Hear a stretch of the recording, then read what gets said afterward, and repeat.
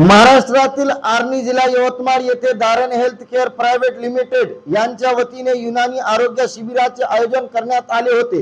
या शिबिरात मौलाना साजिद साहब रशीदी उपस्थित होते आणि मौलाना हकीम शमशीर आलम गुफरानी यांनी लोकांची नाडी पाहून तपासणी केली। या शिबिरात शेकडो लोक उपस्थित होते।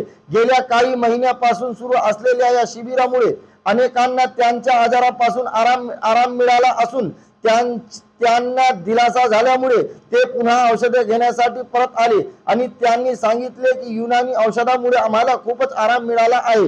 नवीन येणाऱ्या लोकांनी सांगितले की हकीम साहेब फक्त हाताची नाडी पाहूनच आमच्या सगळ्या तक्रारी आणि आजार ओळखतात।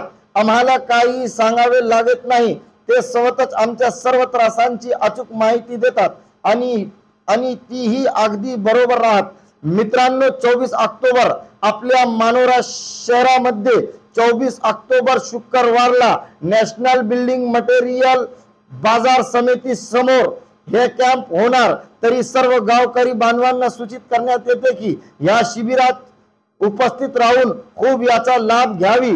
या कॅम्प 24 ऑक्टोबर 2025 शुक्रवारला आपल्या मानोरा शहरामध्ये होणार आहे।